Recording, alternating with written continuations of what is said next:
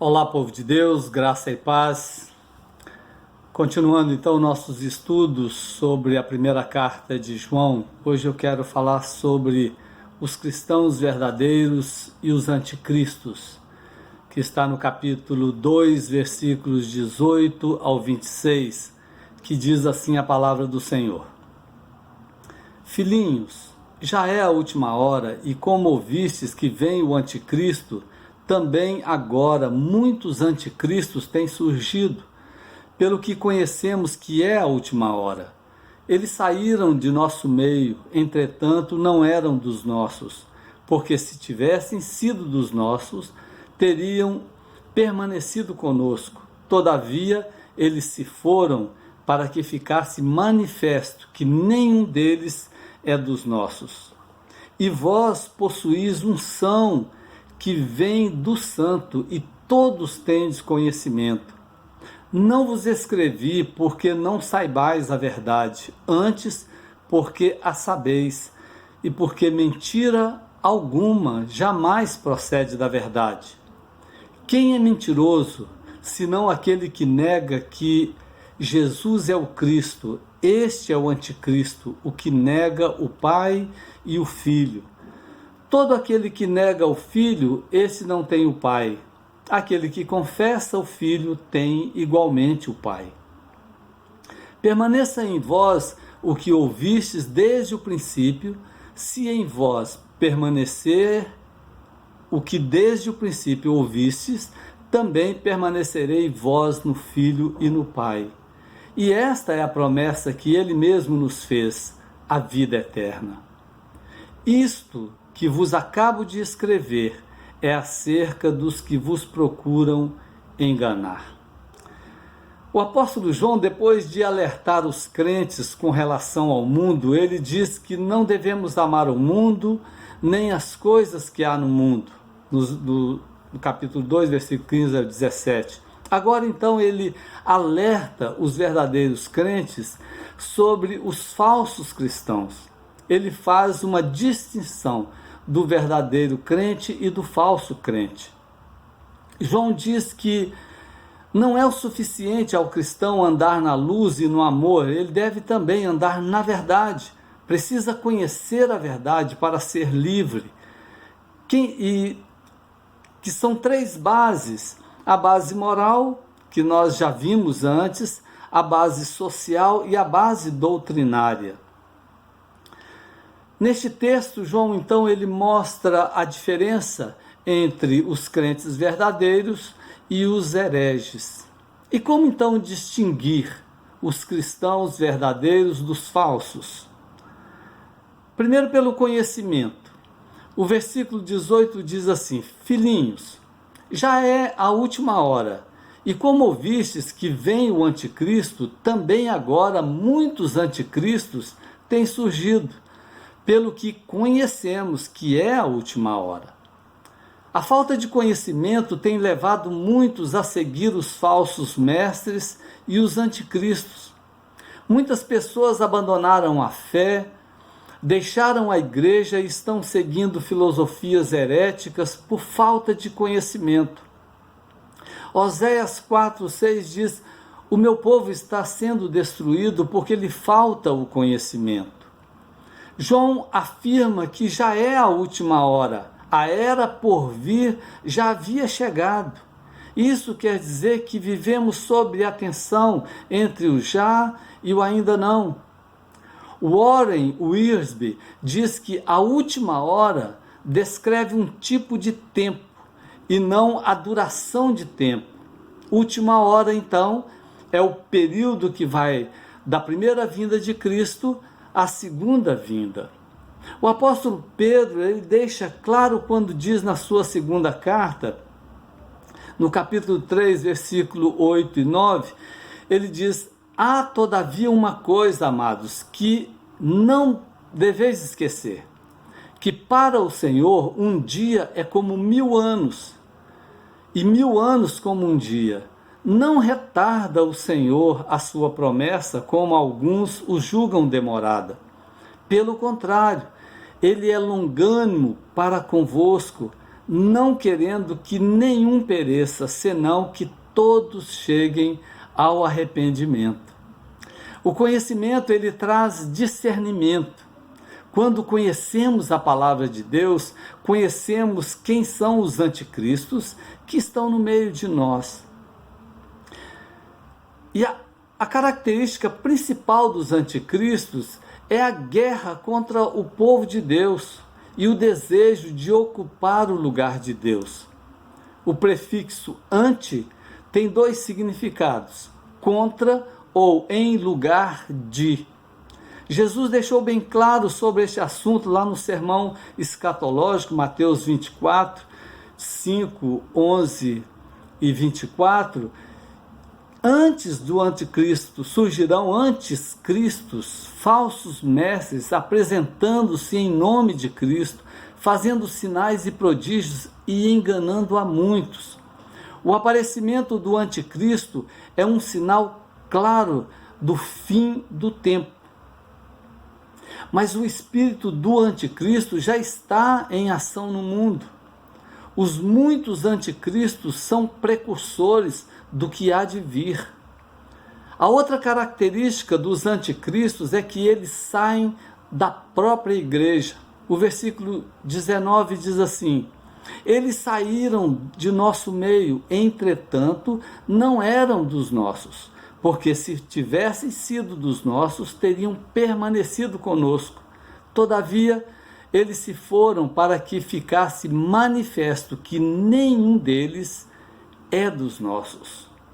Os anticristos, eles são identificados como mestres humanos que abandonaram a igreja. Mateus 24, 5, o próprio Jesus diz: virão muitos em meu nome, dizendo, eu sou o Cristo, e enganarão a muitos.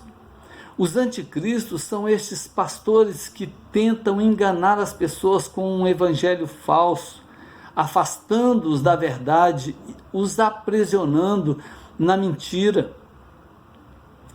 O versículo 19 faz menção a duas doutrinas muito importantes, que é a perseverança dos santos e a natureza da igreja. Aquele, porém, que perseverar até o fim, esse será salvo. Marcos 13, 13. A salvação, ela não é o prêmio da perseverança, mas a perseverança é que é o prêmio dos salvos. A perseverança é a marca essencial da santidade. Somente o Senhor conhece os que lhe pertencem. Nem todos os que estão na igreja visível realmente pertencem à igreja invisível. Nem todo o que me diz Senhor, Senhor, entrará no reino dos céus, mas aquele que faz a vontade de meu Pai que está nos céus. Mateus 7, 21. Os verdadeiros crentes têm duas marcas claras: a unção e o conhecimento. O versículo 20 diz assim: e vós possuís unção que vem do Santo, e todos tendes conhecimento. A proteção contra o anticristo está na unção que os crentes recebem. No Antigo Testamento, os sacerdotes, os reis e os profetas eram ungidos e separados por Deus para um ministério especial. Na dispensação cristã, a unção com o Espírito Santo é um privilégio de todos os crentes. Nós fomos selados com o Espírito Santo como propriedade exclusiva de Deus, como sacerdócio real. Temos o selo de Deus. João diz que todos os que possuem a unção têm o conhecimento. A maior defesa cristã é recordar o que já sabemos. O que eles precisavam não era uma nova verdade, mas pôr em prática em suas vidas a verdade que eles já conheciam. A unção é que nos ajuda a discernir a verdade do engano, nos dando então o conhecimento e sabedoria para suportar ataques de Satanás. João estava convencido de que os crentes seus filhos na fé, estavam firmes na verdade. O versículo 21 diz assim: não vos escrevi porque não saibais a verdade, antes porque a sabeis, e porque mentira alguma jamais procede da verdade. A verdade a que o João se refere é o Evangelho de Cristo, conforme pregado pelos apóstolos e registrado nas Escrituras Sagradas. A mentira, ou seja, os erros religiosos que surgiram no mundo, procederam não do puro Evangelho, mas de distorções dele, uma vez que a mentira procede do diabo. Ele é mentiroso, é o pai da mentira. Uma das armas poderosas dos anticristos é a mentira. O versículo 22 diz assim: quem é o mentiroso, senão aquele que nega que Jesus é o Cristo? Este é o anticristo, o que nega o Pai e o Filho. Todo aquele que nega o Filho, esse não tem o Pai. Aquele que confessa o Filho tem igualmente o Pai. Versículo 22 e 23. Para o apóstolo João, não tem meio termo quando se trata de doutrina. É verdade ou é mentira? João já havia falado sobre duas mentiras básicas dos hereges. A primeira, que é mentiroso aquele que diz que tem comunhão com Deus e anda nas trevas. E segundo, é mentiroso aquele que diz que conhece a Deus, mas não guarda os seus mandamentos. No versículo então 22 e 23, o apóstolo João ele mostra a terceira mentira básica dos hereges. É mentiroso por excelência aquele que nega que Jesus é o Cristo. Esta é a maior mentira das mentiras, e estes são os verdadeiros anticristos. A natureza diabólica da heresia é negar a encarnação, a morte, a ressurreição e a obra expiatória de Cristo. O nosso relacionamento com o Pai necessariamente precisa passar pelo nosso relacionamento com o Filho. Somente o Filho pode revelar o Pai aos homens. Jesus Cristo diz: quem me vê a mim, vê o Pai. Lá em João 14, 9. O próprio apóstolo João, ele escreve: aquele que tem o Filho tem a vida, aquele que não tem o Filho de Deus não tem a vida. As pessoas hoje não querem discutir doutrinas, não querem estudar a Bíblia, elas querem apenas relacionamentos. Mas o conhecimento da verdade é que nos liberta. A unção do Espírito Santo é que nos orienta e nos fortalece. João orienta a igreja a permanecer no Evangelho que ouviram desde o princípio, em vez de buscar novos ensinos. O versículo 24 diz assim: permaneça em vós o que ouvistes desde o princípio. Se em vós permanecer o que desde o princípio ouvistes, também permanecerei vós no Filho e no Pai. O que ouviste desde o princípio é o Evangelho de Cristo, ensinado pelos apóstolos. A obsessão por novidades doutrinárias é um grande perigo para todos nós, porque é um sinal do espírito do anticristo que opera no mundo. Ter coceira nos ouvidos e sempre correr atrás de novos mestres, dando ouvidos a qualquer um e nunca chegando ao conhecimento da verdade, é uma característica dos tempos difíceis que sobrevirão nos últimos dias. Isso está lá registrado em 2 Timóteo 3, 1 e 7. Pois haverá tempo em que não suportarão a sã doutrina, pelo contrário, cercar-se-ão de mestres segundo as suas próprias cobiças, como que sentindo coceira nos ouvidos, e se recusarão a dar ouvidos à verdade, entregando-se às fábulas. 1 Timóteo 4, 3 e 4. Permanecer no Filho e no Pai, então, é a garantia de vida eterna. E o versículo 25 diz assim: e esta é a promessa que ele mesmo nos fez, a vida eterna.